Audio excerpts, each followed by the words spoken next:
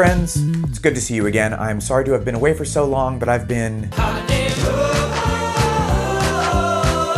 preoccupied. A while ago, I got the sort of message that you dream about if you are a bass-focused gear YouTuber. That might not be the most relatable sentence I've ever said. The message of which I speak came from the fine folks at Balaguer, which is a small lutherie located in Pottstown, Pennsylvania, and it contained an innocent enough sounding premise. They had just launched an online custom guitar and bass builder on their website, and they invited me to take it for a spin, create something, and then review the results. And when I say customize, I mean it. You can take any of the standard and not so standard silhouettes that Balaguer has to offer, and then just lose your mind or several hours like I did becoming a human talk bass for them. Top woods, body woods, neck through, set neck or bolt on, ebony board, maple board, bird's eye maple board, control layout, pickup, preamp, and that's before you even get into the colors and finishes. The builder is pretty comprehensive and thus can lead you anywhere from a humble, passive, fender-shaped object to a 5-string fan fret coffee table with LEDs. So this is what I came up with. The body shape is called the Goliath, and it's a little bit like Balaguer's take on a J bass. So this review is actually going to be a review of 3 things. First, this bass, obviously. Second, the experience of the online builder itself. And third, the preamp I selected for this bass, which is one of like 3 Darkglass products that I haven't yet reviewed. This bass sports the Darkglass Tone Capsule. It's my first experience with it, so we're going to be talking about that a little bit as well. Here's where we landed. So to start off, I chose the Goliath body shape as I wanted something that was just a little bit more standard. Like myself, she's right-handed, and unlike myself, she has a bolt-on neck. So for the body of the bass, I chose to do a flame maple top over a solid 2-piece alder body, although you can go for a chambered construction to lose some weight, or you can add F-holes if you want everyone to know you have a bachelor's degree. The body edges are rounded for comfort and looks, which is another option you can choose. The neck sports a 24-fret ebony board with mother-of-pearl inlays over a 5-piece maple neck with 2 walnut stringers. Pretty much anytime I have the option to add binding, I add binding, and this comes with luminlay side dots, which will glow in the dark. The finish on the back of the neck is a natural satin poly finish, which feels sleek and smooth without being too waxy, and the neck profile is listed as a thin D as opposed to the comfy C. For the headstock, I went for the classic 2x2 in gloss black with a chrome logo and covered truss rod access. Tuners, bridge, and strap come in a distinguished black chrome, and I chose no pickguard because who needs a pickguard when the top looks like this? For the pickups, I was drawn to what Balaguer calls the J-style humbucker, which reminds me a little bit of a Seymour Duncan NYC. I chose some more straightforward options with the pickups and tone woods because, like I said, this is my first bass with the Darkglass Tone Capsule. I've been excited to try one out, and lo and behold, it is listed as a standard option right there on the builder, and I can even go for the master volume and tone as opposed to 2 volumes, 1 tone. The tone capsule gives you 12 decibels of cut and boost at 70 Hz for the lows, 500 Hz for the low mids, and 2.8K for the high mids. I was feeling extra saucy, so I asked about the option to split the humbuckers into single coils with a knob pull,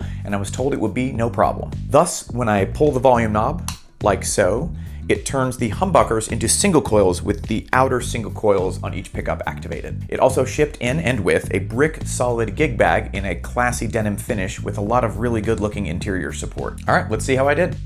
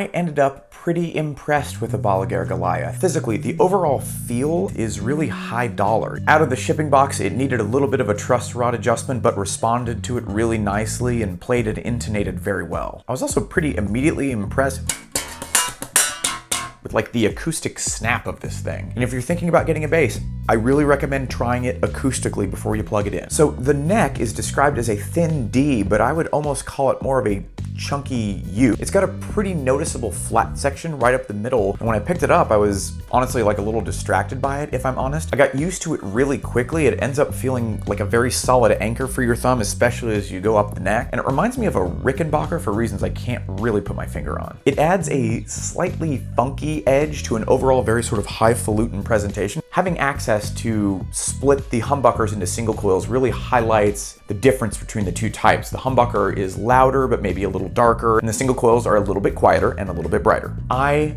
really like the Darkglass Tone Capsule, the preamp on this bass. This is gonna sound kind of weird, but I feel like I've never used a active preamp this much. I like active basses. I like even an active bass with a perfectly flat EQ, but if I'm honest, most of the time when I play it, especially if it has like a 3-band, I end up bumping the lows like just a little bit, but then I cut the highs and mids because they can get a bit harsh for me. The Tone Capsule has some great frequency centers, which is not a surprise after all of the experience I've had with Darkglass. They really are very thoughtful about the frequencies and the cues, the width of the frequencies that they use for EQ. I feel like it's really suited for this particular setup, and it's very useful for bringing out the best of each pickup configuration. There's really no harshness to the Tone Capsule for me. I think in particular having a high mids knob at 2.8K versus like the more classic highs is what's really doing it for me. This has plenty of presence and plenty of punch without it being too thin or reedy in my ears. As for the Balaguer online builder itself, it's fantastic. It's inviting, it's playful, it works really, really well. It's a lot of fun to see your creation take shape slowly, option by option. Anyway, I want to say a big thank you to Joe and Devin and everyone else at Balaguer. Go check out their online builder. I'll put a link to it in the description below.